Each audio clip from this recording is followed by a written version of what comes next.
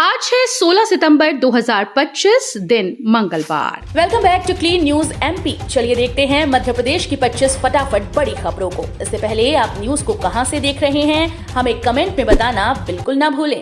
साथ ही हमारे Facebook page को भी फॉलो करें। फेसबुक पेज का लिंक डिस्क्रिप्शन में दिया गया है।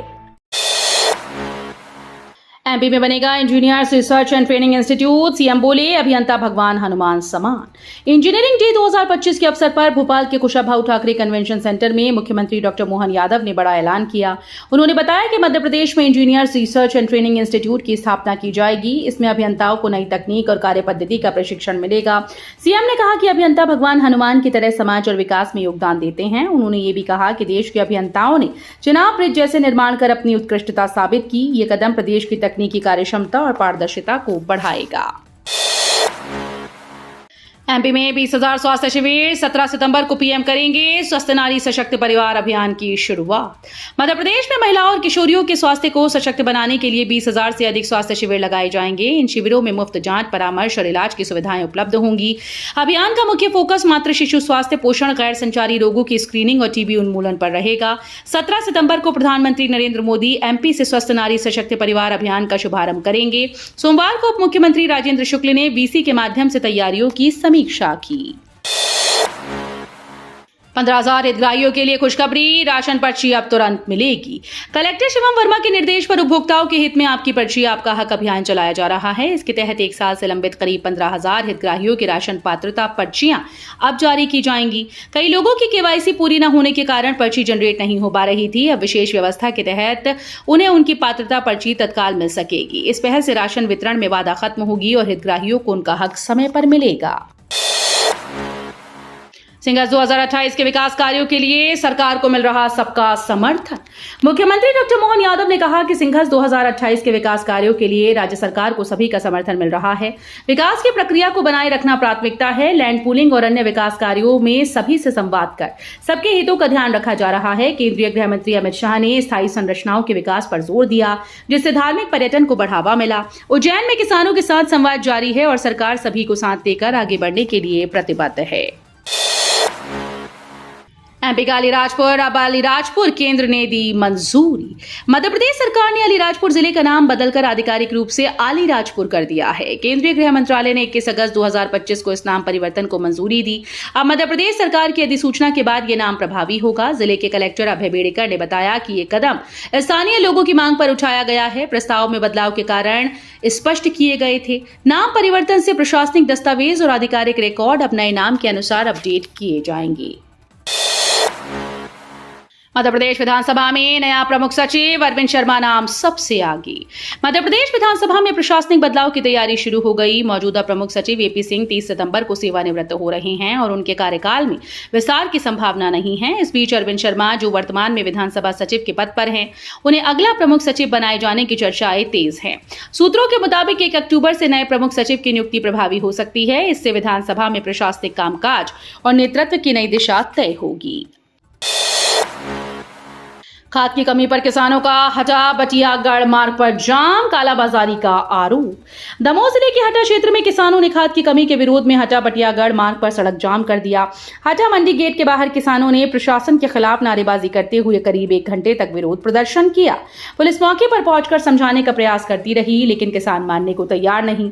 किसानों का आरोप है कि खाद कालाबाजारी के चलते उन्हें नहीं मिल रही। इस दौरान आवागमन बाधित रहा और आम लोगों को परेशानी उठानी पड़ी। लैंड पूलिंग एक्ट पर किसानों का प्रदर्शन, सीएम बोले संवाद से ही निकलेगा हल। मध्य प्रदेश में लैंड पूलिंग एक्ट को लेकर 16 सितंबर को किसानों के प्रदर्शन से पहले मुख्यमंत्री डॉक्टर मोहन यादव ने प्रतिक्रिया दी। उन्होंने कहा कि सरकार का उद्देश्य है कि संवाद के माध्यम से सभी हितधारकों के फायदे को ध्यान में रखते हुए समाधान निकाला जाए। महाकुंभ जैसी बड़ी घटनाओं में सुरक्षा और बेहतर प्रबंधन के साथ स्थायी संरचना बनाने के प्रयास धार्मिक पर्यटन को बढ़ावा दे रहे हैं। मुख्यमंत्री ने भरोसा दिलाया कि विकास की प्रक्रिया सभी किसानों को साथ लेकर चल रही है और इसका क्रम लगातार बनाए रखा जाएगा। हाईकोर्ट का बड़ा फैसला, बहुओं को ससुराल में रहने का वैध अधिकार। ग्वालियर उच्च न्यायालय की खंडपीठ ने थाटीपुर के एक परिवार की 2 बहुओं द्वारा दायर मुकदमे में सास की आपत्ति को खारिज करते हुए बड़ा आदेश दिया। कोर्ट ने स्पष्ट कर दिया कि वैवाहिक घर में रहने का अधिकार बहुओं का वैध अधिकार है, भले ही वे ससुराल की संपत्ति में सहभागी या उत्तराधिकारी ना हो। इस फैसले से यह सुनिश्चित होता है कि शादी के बाद बहुओं को उनके वैध अधिकारों के तहत ससुराल में रहने की अनुमति है और उन्हें किसी भी तरह से भौतिक संपत्ति का हिस्सा होने की आवश्यकता नहीं है। हाई टेंशन कनेक्शन कम, बिजली बिल में हर महीने 12.56 लाख की बचत। नगर निगम ने बिजली के 96 करोड़ रुपए के बकाये को देखते हुए हाई टेंशन कनेक्शन कम करने का फैसला लिया। इससे हर महीने 12.56 लाख रुपए की बचत होगी और साल भर में कुल 1,58,87,344 रुपए निगम की तिजोरी में बचेंगे। निगम अधिकारियों का कहना है कि ये राशि शहरवासियों की सुविधाओं में खर्च की जाएगी। इसके अलावा निगम ने एनर्जी ऑडिट का भी निर्णय लिया है, जिसके लिए करीब 1 करोड़ रुपए के टेंडर जारी किए गए। इस कदम से बिजली खर्च और उपयोग में सुधार होगा। प्रहलाद पटेल की पुस्तक परिक्रमा का विमोचन, 30 साल पुराने अनुभवों को साझा किया। पंचायत और ग्रामीण विकास मंत्री प्रहलाद पटेल ने अपनी पुस्तक परिक्रमा कृपासार का विमोचन किया। पुस्तक में उन्होंने नर्मदा परिक्रमा और मध्य प्रदेश की नदियों के उद्गम को बचाने के अपने 30 साल पुराने अनुभव साझा किए। 2 साल पहले शुरू हुई उद्गम मानस यात्रा के तहत वे अब तक 108 नदियों के उद्गम स्थलों तक पहुंचे। उद्देश्य नदियों के संरक्षण और पुनर्जीवन के प्रति जनजागृति फैलाना और पर्यावरण संरक्षण की दिशा में लोगों को प्रेरित करना है। इस अवसर पर मोहन भागवत ने भी पुस्तक का विमोचन किया। पीएम मोदी करेंगे आदि सेवा पर्व की शुरुआत, ट्राइबल विजन 2030 से बदलेंगे जनजातीय गांव के हालात।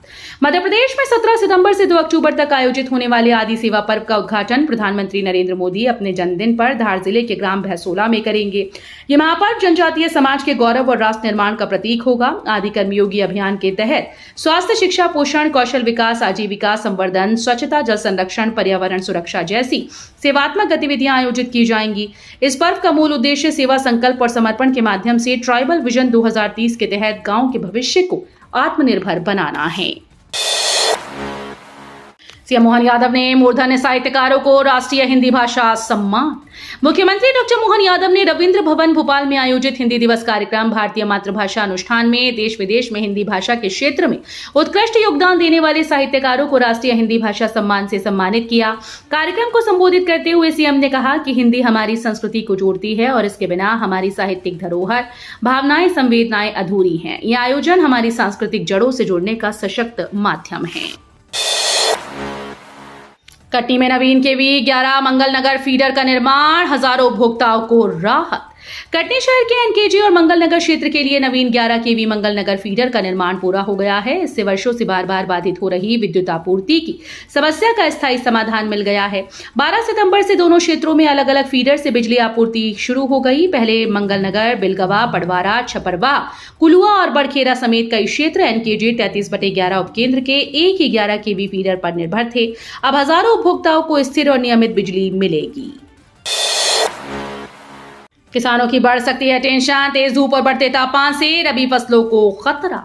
मानसून की विदाई अभी नहीं हुई और वर्षा की उम्मीद बनी हुई है, लेकिन 6 सितंबर के बाद शहर और आसपास के इलाकों में बारिश नहीं हुई। तेज धूप और लगातार बढ़ते तापमान से जमीन की नमी तेजी से घट रही है। कृषि विशेषज्ञों का कहना है कि अगर मौसम इसी तरह बना रहा तो रबी की फसल की बुआई मुश्किल हो जाएगी। बुआई के बाद भी तापमान अधिक रहा तो फसल उगने के बाद झुलसने का खतरा है। किसानों की चिंता बढ़ गई और मौसम पर निगाहें टिकी हैं। बिहार से आए इमाम की गिरफ्तारी पर ओवैसी का हमला, एमपी पुलिस पर गंभीर आरोप। मध्य प्रदेश के खंडवा में बिहार से आए एक इमाम को पुलिस ने गिरफ्तार किया है, जिसके बाद एआईएमआईएम प्रमुख असदुद्दीन ओवैसी ने कड़ी आपत्ति जताई। ओवैसी ने भारतीय संविधान के अनुच्छेद 19 और धारा 223 का हवाला देते हुए कहा कि खंडवा एसपी की कार्रवाई अनुचित है। उन्होंने सवाल उठाया कि क्या ये कार्रवाई केवल इसलिए की गई कि वो मुसलमान हैं।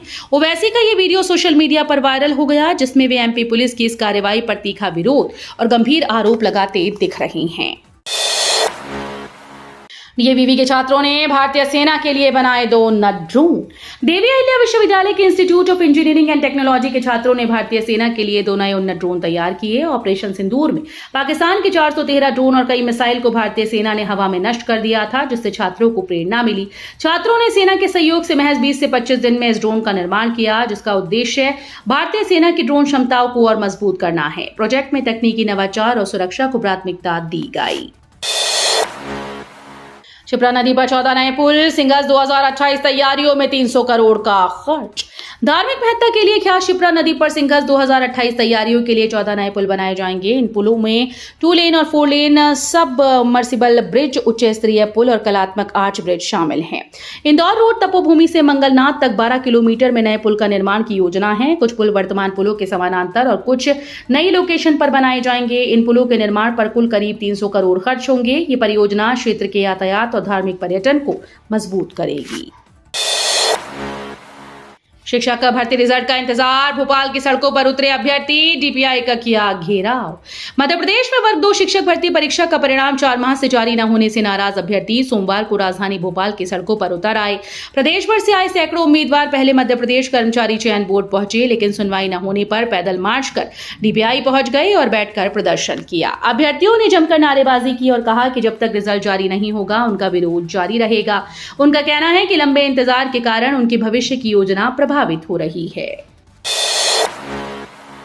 ग्रीनको पावर प्लांट में तोड़फोड़, दंगा लूट समेत 7 धाराओं में मामला दर्ज।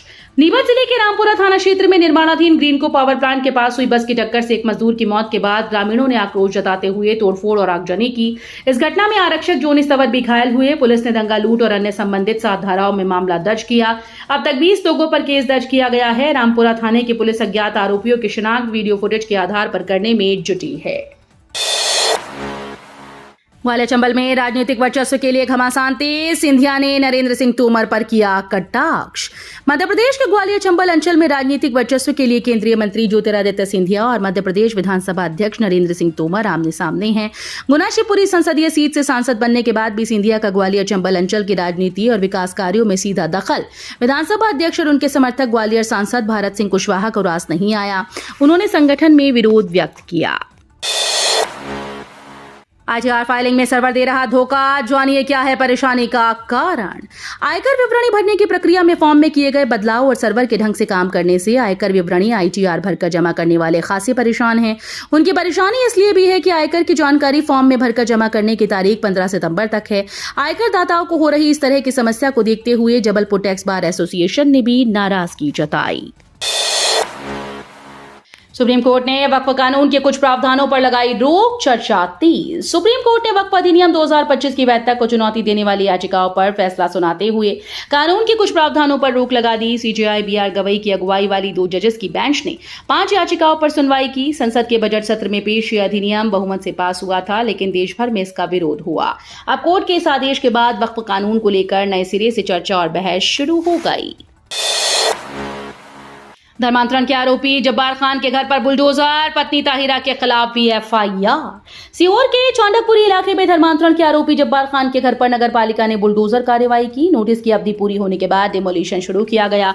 आरोपी जब्बार खान और उनकी पत्नी ताहिरा के खिलाफ पहले ही धर्मांतरण से संबंधित धाराओं में मामला दर्ज किया गया था। 18 अगस्त को विश्व हिंदू परिषद और बजरंग दल की छापेमारी में घर में प्रार्थना चल रही थी और ईसाई धर्म से जुड़ी किताबें व बाइबल मिली। इस मामले में एक पुलिसकर्मी को भी सस्पेंड किया गया। शाहजहांपुर हाईवे पर कंटेनर ने रौंदा 6 गायों को, ग्रामीणों ने किया चक्का जाम। शाहजहांपुर के ग्राम सनकोटा के पास आगरा मुंबई राष्ट्रीय राजमार्ग पर सोमवार रात को एक तेज रफ्तार कंटेनर ने 6 गायों को रौंद डाला। हादसे में सभी गायों की मौके पर मौत हुई। गुस्साए ग्रामीणों ने हाईवे जाम कर दिया, जिससे करीब 5 किलोमीटर तक वाहन फंसे रहे। उज्जैन जिले के तराना एसडीओपी, थाना प्रभारी और एसडीएम मौके पर पहुंचे, स्थिति को नियंत्रित करने की कोशिश की। ग्रामीणों का कहना है कि हाईवे पर पशु लगातार हादसों का शिकार हो रहे हैं, लेकिन प्रशासन ठोस कदम नहीं उठा रहा। तो ये थी आज की 25 फटाफट बड़ी खबरें। अगर आपको न्यूज पसंद आई हो तो वीडियो को लाइक और शेयर जरूर करें। धन्यवाद।